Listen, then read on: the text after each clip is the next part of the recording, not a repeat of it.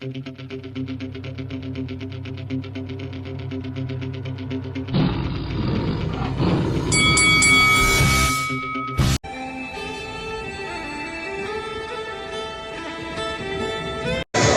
is FAISAL card for Lights Out in association with Shamrock Boxing. Show them the sign, Merv. How are you, Merv? I'm very good, FAISAL. Nice to see you here this evening with us. It's a pleasure to be down here. Busy schedule for Shamrock Boxing. Some big shows coming up, especially the one in York Hall. Talk to us about the shows Shamrock Boxing's got coming up. Yeah, we've got a show in Norwich, which is a really nice show. And we've got Michael Walsh topping the bill up there. Michael's come back, and we're hoping to get Michael a British title fight. That's on the 28th of February. That's featuring a real good up-and-coming prospect, Liam Goddard. It also has Joe Steed, Owen Blundell, another really good boxers over from Ireland, settled now in Norfolk, which is Bernard Murray. He's something special. He's going to be very, very good. And of course our very own lady Stevie Levy. So that's all at Norfolk on the 28th. We then move to York Hall in early April. And that show's just being put together at the moment. But that's going to be a really exciting bill. We're going to bring people from all around the regions. People like Conor Vane, who's the only serving parachute member of the parachute regiment. He's actually going to be on the Norfolk show and on the April show. It was featured a comeback of Shamrock fighter Conor Wright. He took 6 months off to go and become a fireman, a pillar of our society. What are you doing to these boxers, Merv? I know. They'll go off and do something. So yeah, that show will feature all of our boxers from around the regions, all in the capital, so that we can let the capital see what all of our boxers are all That's about. a massive night of boxing. Shamrock Boxing at York Hall. Yeah, we've been there before with Michael Walsh. Actually headed the bill that night. People like Joe Pigford and so forth. That was a memorable night, and I think it's going to be another memorable night. It's a big bill, you know. Boxing will start early and probably finish late. Hopefully we can all go out for a drink after it's done. Wow, I suppose we'll have to, but No, I'm looking forward to it. Hopefully we're going to be there as well. We understand that during the week a big fight was announced, another massive, fantastic fight that Frank Warren's put on. Two guys that you know quite personally in Daniel Dubois versus Joyce. First of all, Frank, Merv, has that fight come at the right time for both fighters? I think so. Listen, Frank's a master at getting the timing right, and you know, you've got to give it to Frank. He's come up with the goods again. Daniel Dubois' side, he's young enough. Should he lose, there's loads of time for him to come back. And losing to someone like Joyce is not going to be, you know, catastrophic. It's not going to be the end of his career or anything silly like that. Joyce perhaps got a bit more to lose if he does lose, career-wise. But again, he's young in terms of professional, although he's had all them WSB fights and Olympia and everything else. So I think it's a great fight. It's a great fight, and I think Frank's got the timing spot on. Do you look at a fighter in Daniel, how he's done so far in his career? Do you think that he's not far off from challenging for a world title? Well, I think the winner of this will go on to be very close to a world title, and Daniel's, I would say, one or two fights off of a world title fight. He's a very hungry, very dedicated young man.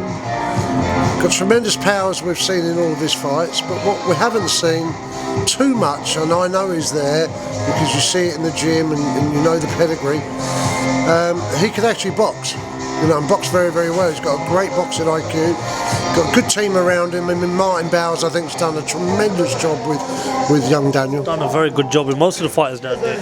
And listen, Martin Bowers is a very underrated trainer, and I think he's done well with a lot of good boys down there. Denzel, you know, James, there's Chris Bork. He's got quite a few good fighters down there, but he's dedicated. Martin's in there. Not many people see it, but Martin's in there first thing in the morning, 5, 6 o'clock. You know, and he really dedicates himself. He's got a great team around him. He's built that up. So yeah, you know, he's on fire at the minute with his stable. It's like it's gonna be a great fight. Definitely box office worthy as well. February 22nd. We've watched the debates. We've watched the reviews. You know, we understand Tyson Fury says he's going for a knockout. Deontay Wilder reckons that if he can put Tyson down once, he can do it again. There's so much going on about the fight. I want to ask you from a coach's point of view. Does Tyson Fury need to change his style going into his fight, or do you think he just needs to do what he does in the first fight? I don't think either fighter can really change who they are at this stage of their career. They can make tweaks to what they do. Tyson wobbled Wilder a couple of times in the last fight, but because maybe he took a more cautious view, which rightly so, you know, coming back 28 stone or something, I think Tyson was, brought himself back down, really trained hard, got himself in shape, went in. To everybody's opinion, probably a fight, 2 fights too early, but look at the job he done. Tremendous, and I think he won the fight. You know, even that last round, I think that was quite crucial for me because I thought he won the last round. Yeah, especially after getting up and the way he wobbled as well. The rules are, it's a 10 must system, okay? And it's the boxer in the ascendancy. Well, it was quite clear to me that Tyson Fury was in the ascendancy. So when he got knocked down, that brought it back. Don't get 2 points automatically for a knockdown. People think, oh, you knock someone down, it's automatically 10-8. It's not. If the other boxer is in the ascendancy, you get an extra point for the knockdown. Then who finished the stronger? Everybody would believe Tyson. So therefore Tyson was the boxer in the ascendancy and he finished the round ascendancy. The only difference was the knockdown. To me, at worst, that round's a draw, which should have been in Tyson's favour. That gives him the victory, that one round. I mean, even a 10-2 scorecard gives Tyson Fury the victory, doesn't it? Sorry? Even a 10-2 scorecard, 10 rounds to 2, gives Tyson the victory. Right.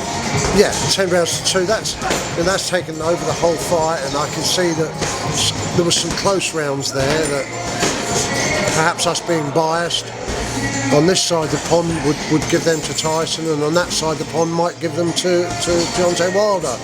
It was curious that it was the Englishman that gave the draw. So, you know. Let's not get political now. Not getting political. It's just. Does it worry you that we could get another controversial decision in this rematch? I don't think we will. I think last time was controversial because the man got knocked down twice, got up. It was controversial because I think it was clear that Tyson won that fight.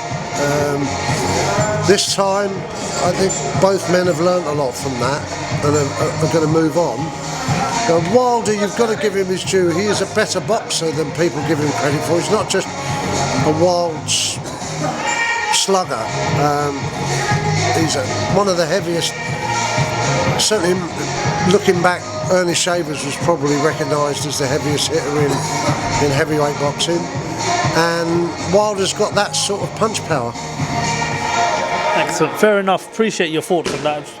It's a fight that we're really looking forward to. Before we end the interview, I just want to let you know how thankful we are that Lights Out and Shamrock Boxing are going to be working together. So on behalf of Lights Out Mervyn, really appreciate having you guys on board. Really appreciate you letting us guys jump on board as well. Final question, who wins in the fight? Mervyn Turner or Big John Fury?